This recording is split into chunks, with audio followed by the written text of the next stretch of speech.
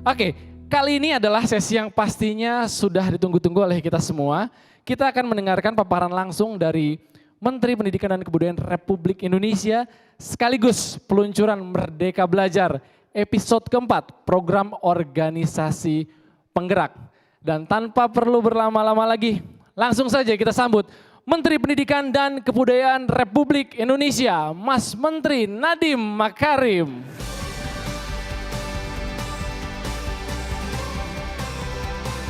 Assalamualaikum warahmatullahi wabarakatuh. Waalaikumsalam warahmatullahi wabarakatuh. Terima kasih teman-teman.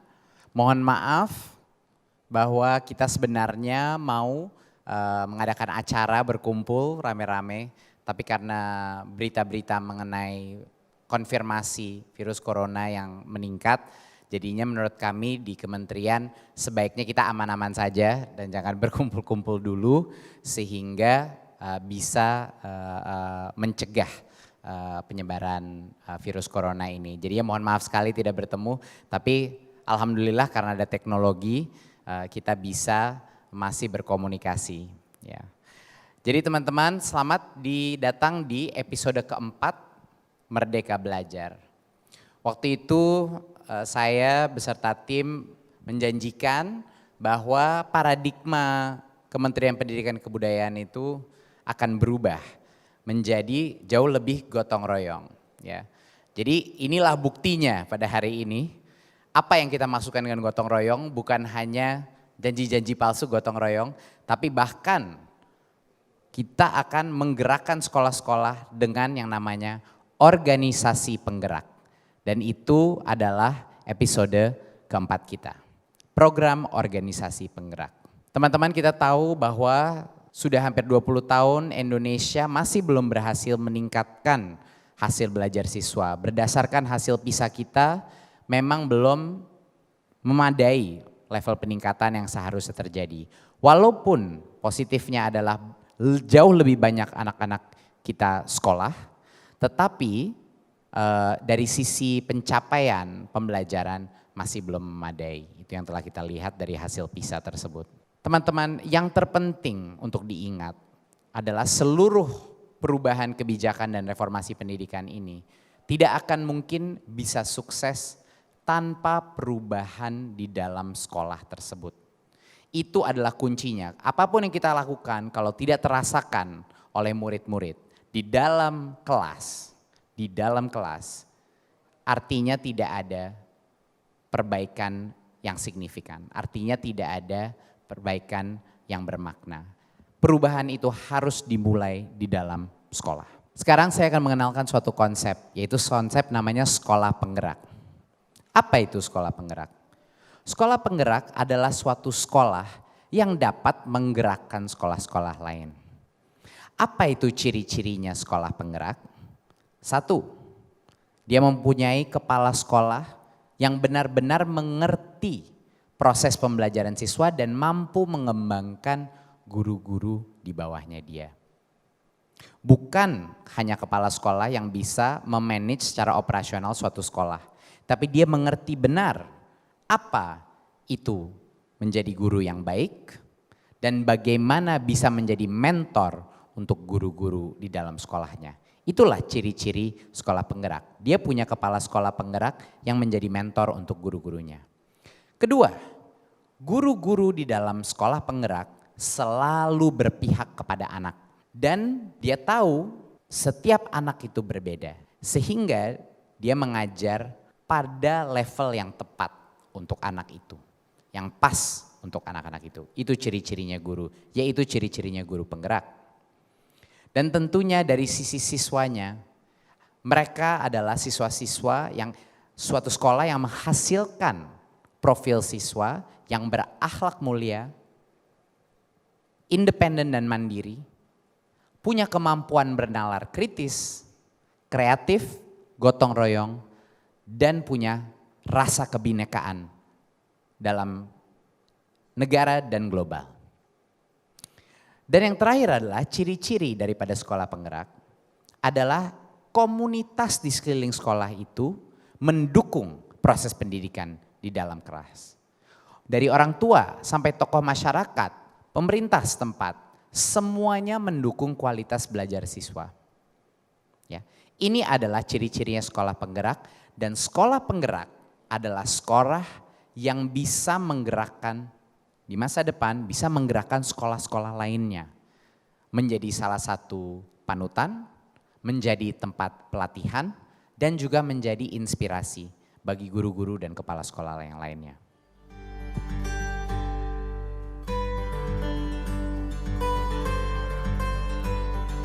SDN Kebon Dalem sudah merintis program literasi sejak tahun 2000-an. Saat itu, para siswa sudah diwajibkan membaca buku dan belajar di perpustakaan bersama guru mereka. Pojok-pojok baca juga turut dibangun di tiap-tiap kelas. Gerakan literasi ini perlu kita kuatkan. Bagaimana yang merangsang supaya anak itu bisa membaca di mana tempat, itu yang awal menjadi pemikiran saya. Akhirnya pertama saya buat ini, sudut baca namanya. Di sini dilihatkan rak-rak. Semua guru saya perintahkan, anak-anak silakan diadakan wajib baca. Terus gurunya pun kalau bisa, gurunya harus kreatif. Harus bisa membuat buku. Nah ini contoh-contoh buku yang dibuat oleh guru.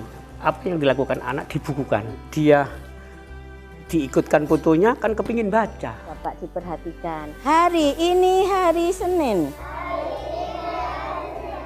Sebenarnya untuk pelaksanaan literasi ini saya sudah mulai tahun 2003 sudah melaksanakan literasi dan sudah menggunakan buku besar itu. Sebelum pemerintah mencanangkan bahwa wajib membaca 15 menit, di SDN Kebon Dalem ini sudah ada yang namanya Pagi Berkicau. Kegiatannya adalah anak-anak itu tetap membaca dan saling menceritakan secara berpasangan. Selain di masing-masing kelas, pojok-pojok baca juga disediakan di kantin sekolah, atau dikenal dengan istilah warung pintar, dan di area dekat toilet siswa atau toilet pintar. SDN Kebon Dalem juga merupakan salah satu pionir pengembangan pembelajaran aktif, kreatif, efektif, dan menyenangkan atau PAKEM. Sekolah ini mengembangkan PAKEM dengan strategi mengalami, interaksi, komunikasi, inovasi, dan refleksi atau disingkat MIKIR. Manfaat saya belajar pada hari ini, saya bisa mengetahui proses pembuatan tahu dan saya juga bisa mengetahui berapa volume bak tahu dan tahu tersebut. Hasilnya ke anak bagus sekali. Anak lebih kreatif, melatih keberanian, menghargai pendapat orang lain. Saat ini, pendekatan PAKEM MIKIR juga telah didiseminasikan kepada para mahasiswa yang berpraktik mengajar di sekolah ini. Jadi sekolah SDN Kebon Dalem itu menggunakan konsep MIKIR pada pembelajarannya. Untuk mendukung peningkatan kapasitas para guru, sekolah memiliki forum kelompok kerja guru tingkat sekolah. Forum pertemuan setiap hari Sabtu ini digunakan para guru untuk melakukan refleksi pembelajaran, saling berbagi pengalaman mengajar, atau memecahkan masalah pembelajaran secara bersama. Jika ada permasalahan yang berhubungan dengan pembelajaran, mari kita laksanakan KK Gemini. Disitulah akan terjawab. Pembelajaran sesulit apapun kalau kita kerjakan bersama akan dapat diselesaikan. Apa yang kita lihat di video itu adalah suatu sekolah penggerak. Bisa terlihat bahwa pemimpin sekolah tersebut, kepala sekolahnya yang mendorong berbagai macam program-program mengajar dengan cara yang partisipatif, dengan hal-hal yang unik, dengan banyak inovasi. Dan guru-gurunya juga mendukung pemimpinnya dengan berpartisipasi di dalam budaya literasi ataupun hal-hal lainnya. Dan itu adalah kuncinya sekolah penggerak. Sekolah penggerak terdiri dari kepala sekolah penggerak dan guru-guru penggerak. Dan apa hasilnya seperti yang kita lihat di video itu, pelajaran itu tidak dilakukan satu arah saja. Tapi merupakan suatu berbagai macam aktivitas yang menyenangkan bagi siswa. Tapi juga bermuat kompetensi-kompetensi yang sangat penting untuk bisa bernalar kritis, untuk bisa berkolaborasi dan untuk bisa menjadi kreatif. Itulah yang terjadi di dalam ruang kelas sekolah penggerak. Seperti tadi dicoba di videonya, suatu ruang baca bukan hanya ruang baca saja, bukan hanya di dalam perpustakaan, tapi bahkan kantinnya pun dijadikan perpustakaan juga. Jadi selama anak-anak itu makan, dia bisa membaca. Buku-buku yang dipilih Bukan hanya buku-buku paket saja, bukan hanya buku-buku akademis saja, tapi buku-buku menyenangkan yang akan menarik bagi anak-anak. Karena yang terpenting itu adalah membaca. Guru-guru tersebut beraktif menciptakan berbagai macam inovasi di dalam kelas untuk khusus kebutuhan masing-masing anak. Itulah ciri-ciri guru penggerak. Jadi apa itu 3 hal yang kita selalu lihat di dalam sekolah-sekolah penggerak? Baik gurunya maupun anaknya, banyak tanya, banyak coba, dan banyak karya.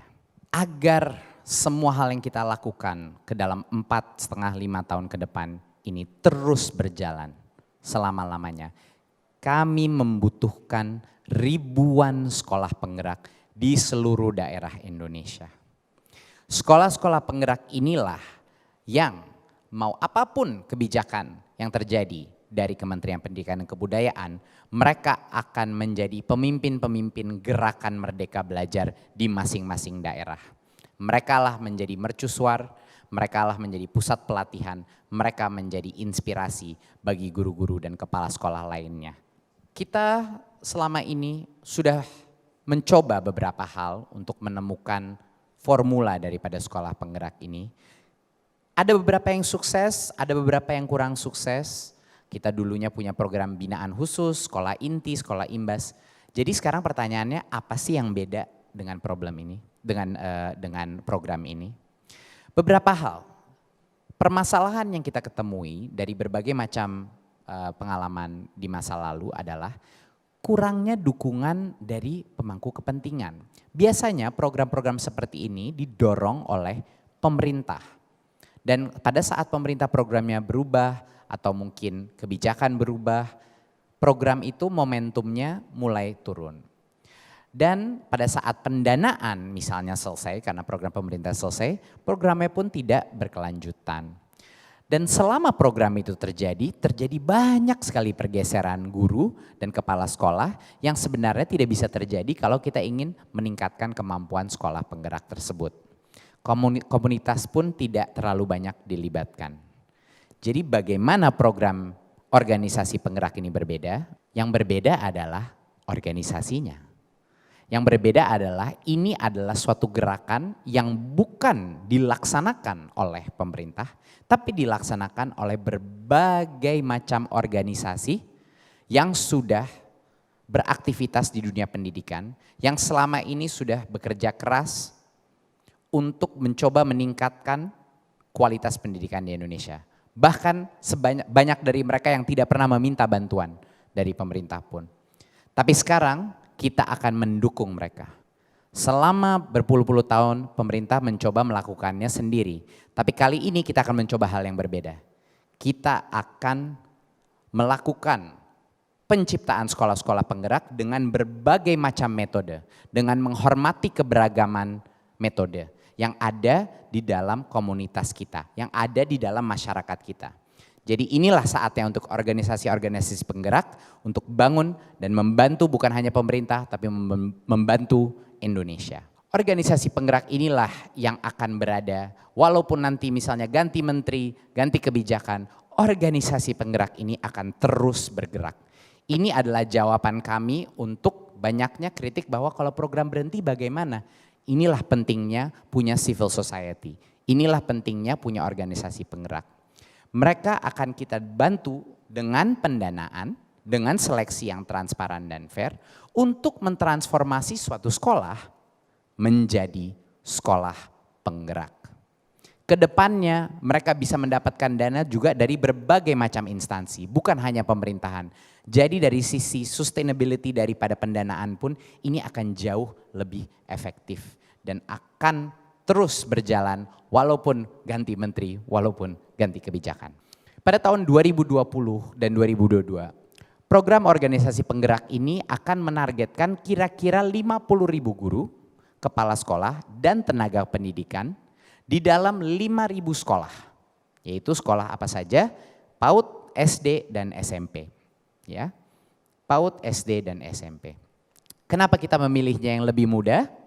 Ya, kenapa tidak milih SMA? Satu karena ya memang dari sisi sumber daya kita punya constraint, kita punya limit. Jadi kita harus memilih mana yang bisa punya dampak lebih transformasional terhadap masa depan bangsa, ya semakin muda.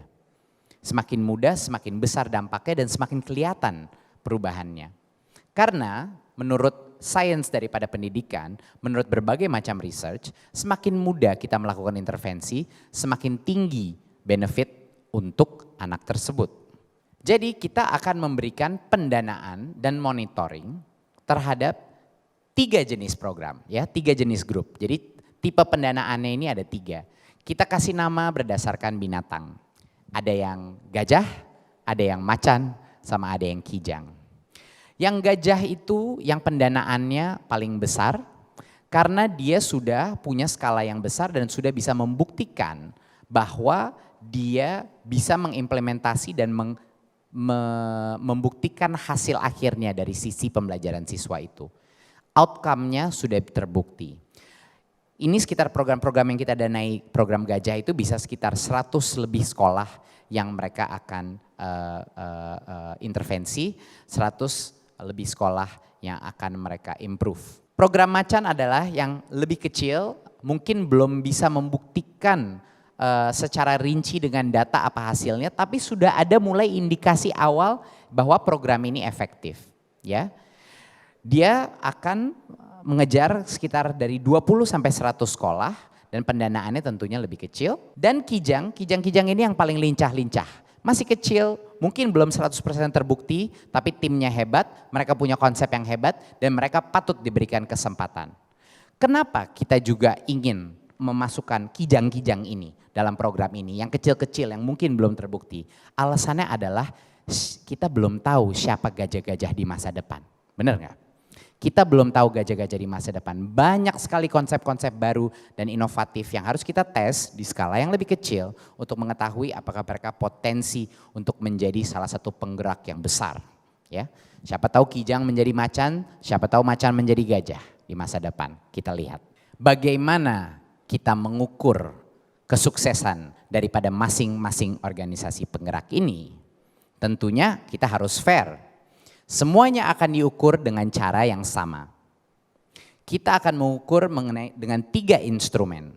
Yang pertama adalah bagi teman-teman yang sudah menonton episode 1, itu adalah asesmen kompetensi minimum dan survei karakter.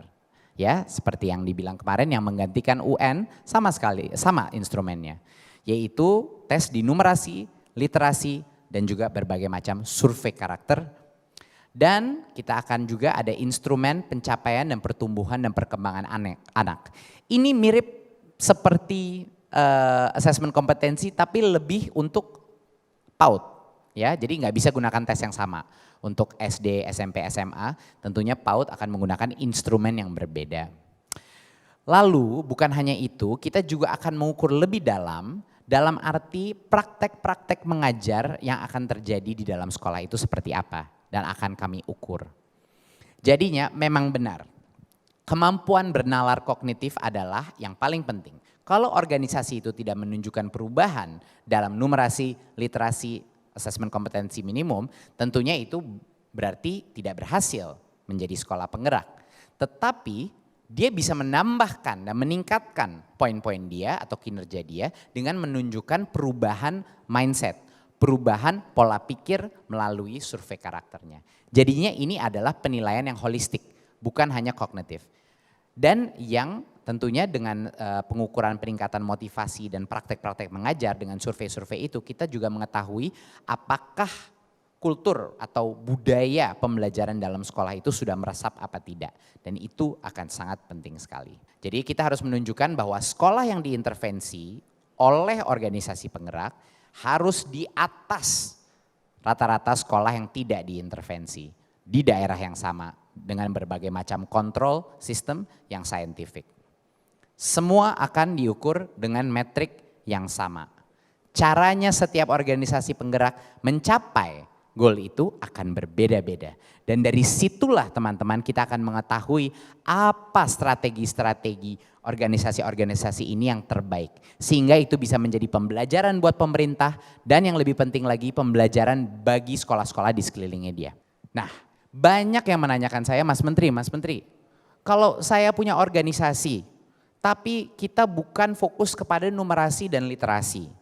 Jadi kita ini fokus kepada misalnya menurunkan intoleransi di dalam sekolah. Misalnya untuk menurunkan wabah bullying dan lain-lain. Kami ada konsep sekolah bermain senang, tapi belum tentu akan berdampak kepada kompetensi numerasi dan literasi. Bagi organisasi-organisasi seperti itu, masih bisa bergabung, tapi harus bergabung dengan cara koalisi. Harus gotong royong. Bergabunglah dengan satu organisasi yang memang sudah ingin bergabung program ini dan bisa bekerja sama sehingga pendekatan kepada sekolahnya itu holistik. Ya. Jadinya kami sangat menganjurkan organisasi-organisasi itu bergabung. Bergabung untuk menjadikan suatu koalisi yang holistik untuk melaksanakan intervensi-intervensi untuk mencetak sekolah-sekolah penggerak. Ini suatu hal yang sangat penting, jadi mohon bukan hanya gotong royong antara pemerintahan dan organisasi di swasta dan non-profit, tapi juga harus ada kolaborasi di antara organisasi juga. Sebenarnya tujuannya ini apa semua ini? Kalau tujuan daripada sekolah penggerak tidak terlihat hasilnya di dalam profil siswa-siswinya, berarti itu artinya tidak berguna. Jadi kita sebenarnya mau menciptakan manusia seperti apa? Sekolah penggerak ini harus menciptakan manusia seperti apa? Ada 6 profil pelajar Pancasila.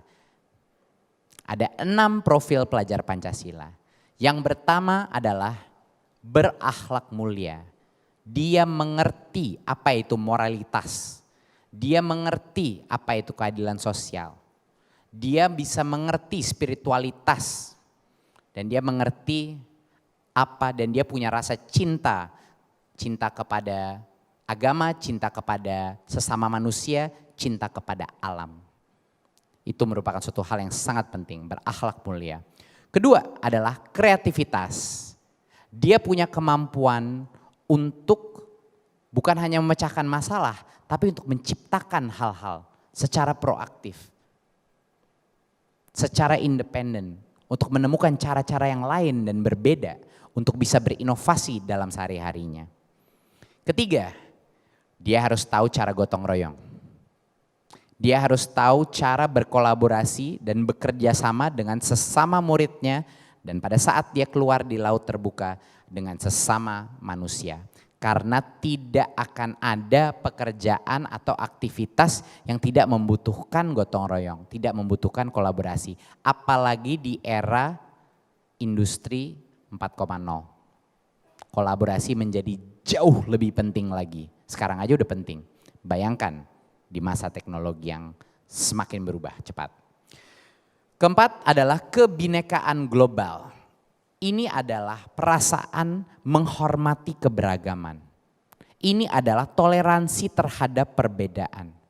Ini juga artinya dia bisa menerima dan menghormati keperbedaan tanpa rasa judgment, tanpa menghakimi, dan tidak merasa dirinya dia atau grupnya dia atau kelompoknya dia lebih baik dari yang lain. Itu artinya kebinekaan global. Dan bukan hanya di level Indonesia sebagai negara dia, tapi juga dalam tingkat dunia. Dalam tingkat dunia. Karena dunia ini menjadi semakin kecil, informasi dan pengetahuan menjadi semakin besar, bisa diakses dimanapun. Sehingga kebinekaan global itu menjadi suatu hal yang penting dan harus menjadi aspirasi sistem pendidikan kita. Karena kita akan bersaing di masa kini dan masa depan, kita akan bersaing di panggung dunia, bukan hanya di Indonesia. Yang kelima adalah bernalar kritis. Ini adalah asesmen kompetensi yang kita tes, kemampuan beranalisa, kemampuan memecahkan masalah-masalah yang real, kemampuan untuk berpikir secara kritis dan menimbang berbagai macam solusi untuk suatu permasalahan. Dan yang terakhir adalah kemandirian. Seberapa independen siswa-siswi kita? Apakah mereka terdorong dengan motivasi di dalam hatinya dia, apakah harus terus didorong dari luar atau eksternal? Kemandirian bertumpu dari yang namanya growth mindset, yaitu suatu filsafat bahwa saya ini bisa menjadi lebih baik kalau saya terus berusaha. Sehingga saya ingin terus mencari informasi lebih banyak, saya harus bekerja keras karena saya bisa menjadi lebih baik. Ini adalah kunci daripada mindset untuk kemandirian siswa-siswi kita. Dinas pendidikan di masing-masing daerah akan memiliki peran yang luar biasa pentingnya dalam keberhasilan program organisasi penggerak ini. Ini tidak mungkin hanya gotong royong pemerintah pusat dengan berbagai macam organisasi penggerak. Dinas sebagai pemilik sekolah-sekolah di semua daerah harus mendukung dan juga akan memberikan berbagai macam informasi kepada organisasi penggerak agar program mereka sukses. Jadi dari sisi organisasi dan koordinasi di lapangan ini yang harus dilakukan oleh dinas dan organisasi penggerak. Untuk mengidentifikasi sekolah-sekolah yang paling punya potensi terbaik menjadi sekolah penggerak juga membutuhkan informasi dari berbagai macam dinas. Setiap organisasi penggerak dan dinas akan juga menandatangani suatu MOU yang akan didukung oleh pemerintah pusat. Agar ada formalitas, ada suatu janji, komitmen di antara dinas dan organisasi-organisasi penggerak. Dan salah satu hal yang terpenting, dinas bertanggung jawab untuk mempertahankan guru dan kepala sekolah di dalam sekolah-sekolah yang berpotensi menjadi sekolah penggerak. Kalau berbagai macam organisasi penggerak ini sudah berusaha dengan usaha yang begitu besar untuk berlakukan transformasi kepada sekolah itu, kalau guru-gurunya dipindah lagi, kalau kepala sekolah dipindah, ya semua itu akan sia-sia. Kita tidak akan bisa menciptakan budaya pembelajaran di dalam sekolah yang bisa nantinya menjadi suatu contoh untuk sekolah-sekolah lain. Jadi itu suatu harapan bagi semua dinas untuk membantu melindungi guru-guru dan kepala sekolah di dalam sekolah penggerak tersebut agar tidak diganti-ganti, agar tetap di sekolah itu. Dan juga pengawasnya harus mendukung program ini dan memperbolehkan berbagai macam inovasi di beberapa sekolah penggerak ini. Dan tentunya membangun lingkungan yang inovatif untuk meningkatkan pembelajaran siswa ini. Apa yang dinas bisa lakukan juga untuk mendorong sekolah-sekolah lain untuk mengunjungi, untuk melihat aktivitas yang sedang terjadi. Dan juga motivasi. Dari tanggal 16 Maret sampai 16 Mei itulah waktu untuk pengajuan proposal dan evaluasi proposal kita. Hari ini kita melakukan forum organisasi penggerak. Sekali lagi mohon maaf kita tidak melakukannya secara langsung. Tapi mulai dari 16 Maret sampai 16 Mei itu adalah pengajuan proposal dan evaluasi. Baru kita akan dari 16 Mei sampai 30 Juni melakukan berbagai macam proses verifikasi setelah itu. Seperti dilihat di sini ada websitenya sekolah.penggerak.kemdikbud.go.id. Ya, sekali lagi sekolah.penggerak.kemdikbud.go.id untuk mencari informasinya mengenai kalender, schedule, dan requirement. Banyak sekali teman-teman yang menanyakan kepada kita, saya nggak punya organisasi, tapi saya ingin bantu. Nah inilah makanya kita membuka namanya juga komunitas penggerak. Jadi pegiat pendidikan yang kalau mereka bukan bagian dari organisasi, mereka bisa menjadi sukarelawan. Dan sukarelawan itu akan kami bantu matchmaking dengan organisasi penggerak tersebut untuk meningkatkan kapasitas mereka dan juga menemukan apa yang cocok dengan passion mereka. Jadinya bagi teman-teman yang sudah meregistrasi, terima kasih. Kita senang banget mendapat begitu banyaknya sukarelawan. Nanti akan kami bantu fasilitasi untuk menemukan organisasi yang tepat untuk Anda agar dampaknya bisa lebih besar. Nah, satu hal yang saya sangat tertarik untuk bisa mengumumkan bahwa sebenarnya setiap organisasi penggerak akan menjadi secara otomatis salah satu program yang disetujui oleh Kemendikbud untuk menjadi 1 semester ataupun 2 semester kampus merdeka.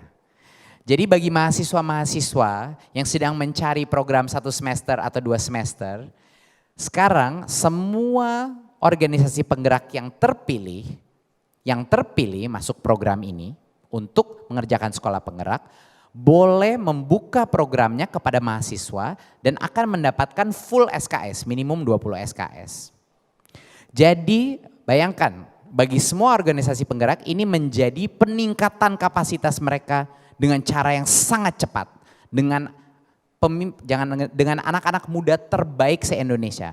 Seleksi proses semua dipegang organisasi penggerak, tidak ada pemaksaan apapun, itu terserah mereka mau memilih siapa mahasiswanya. Tapi pada saat Kemendikbud sudah meng-approve organisasi penggerak itu, semua mahasiswa se-Indonesia boleh meluncurkan aplikasi dan kalau mereka diterima, kalau programnya 6 bulan, programnya 1 tahun, tapi minimal kan 1 semester yaitu 5-6 bulan. Itu akan secara otomatis kalau diterima oleh organisasinya akan mendapatkan full SKS, 20 SKS. Jadi merupakan hal yang sangat menarik, tolong mahasiswa se-Indonesia, tolong tunggu pada saat organisasi penggeraknya sudah terpilih. Kalau Anda punya passion dalam menggerakkan sistem pendidikan kita, inilah kesempatannya. Jangan disia-siakan. Bagi organisasi penggerak, jangan disia-siakan punya pemimpin-pemimpin muda terbaik di Indonesia membantu Anda meningkatkan kapasitas. Ini akan menjadi pemimpin pendidikan masa depan kita. Jangan disia-siakan, mohon segera diterima mahasiswa-mahasiswa terbaik kita. Organisasi penggerak ini akan disaring dengan suatu proses yang sangat ketat. Suatu proses di mana pemilihannya mulai dari registrasi, evaluasi proposalnya pun dilakukan tim independen. Ya, pemilihannya itu dilakukan oleh tim independen. Ya, di luar daripada kementerian. Ya. Dan semua kontrak dan pelatihan teknis akan dilakukan untuk memastikan organisasi-organisasi ini bisa menciptakan hasil dengan sukses. Dan tentunya implementasi dan pengawasan akan terus berjalan.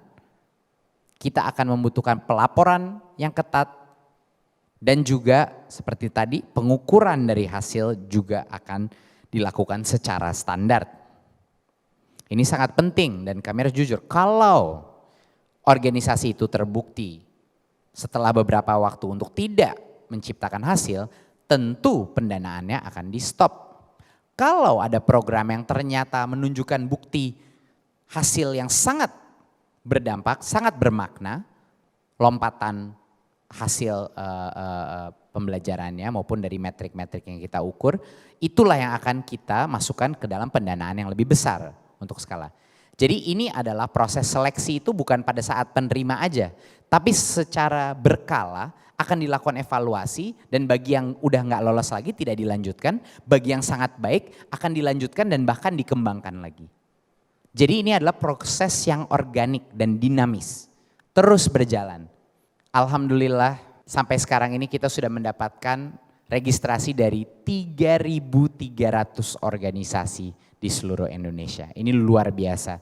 Kami sangat terharu di Kementerian Pendidikan dan Kebudayaan begitu banyaknya organisasi yang sebenarnya ingin membantu pendidikan di Indonesia. Dan lebih dari 12.000 relawan. 12.000 relawan, ini dalam waktu yang sangat pendek. Begitu banyaknya relawan yang ingin berpartisipasi. Jadi ini mungkin menunjukkan suatu indikasi awal bahwa program Merdeka Belajar ini paling tidak menimbulkan suatu semangat yang baru. Suatu kesadaran bahwa ini bukan tugasnya pemerintah saja, tapi ini tugasnya kita semua.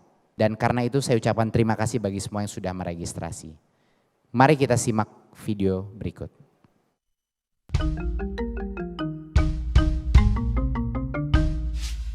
Kenalkan, ini Agustina.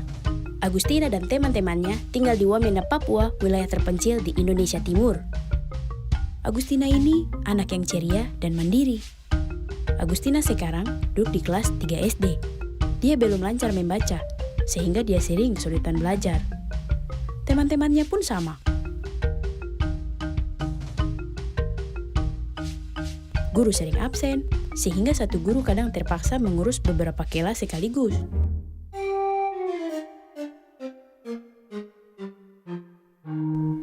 sekolah juga kurang memiliki buku bacaan untuk anak seusia dia. Sebuah program baru mencoba mengatasi tantangan yang dihadapi Agustina. Dalam program, guru dilatih untuk menggunakan lagu dan alat bantu ajar visual saat mengajar.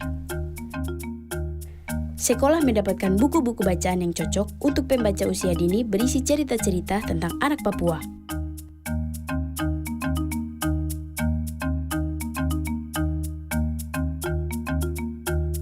Dan guru didorong untuk menata perpustakaan dan pojok baca. Edo ingin menjadi guru. Hasilnya, sekarang kemampuan baca tulis siswa meningkat.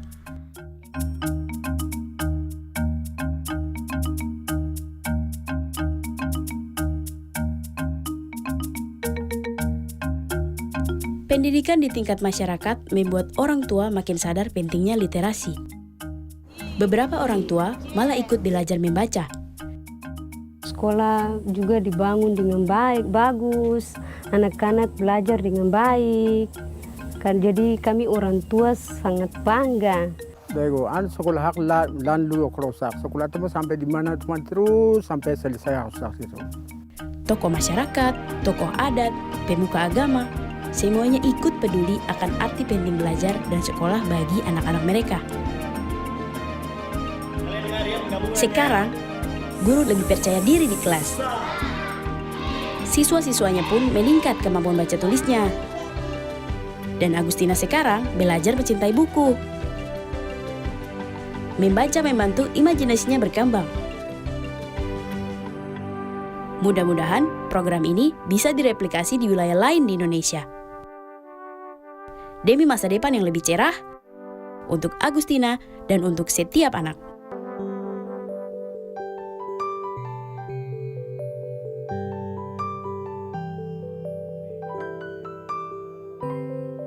Sekarang bayangkan, sekolah-sekolah penggerak ini tumbuh mekar di masing-masing pulau, di masing-masing daerah di Indonesia. Menjadi panutan, menjadi mercusuar, menjadi sumber inspirasi untuk sekolah-sekolah lain. Inilah yang namanya gotong royong, inilah yang namanya merdeka belajar. Terima kasih. Wassalamualaikum warahmatullahi wabarakatuh.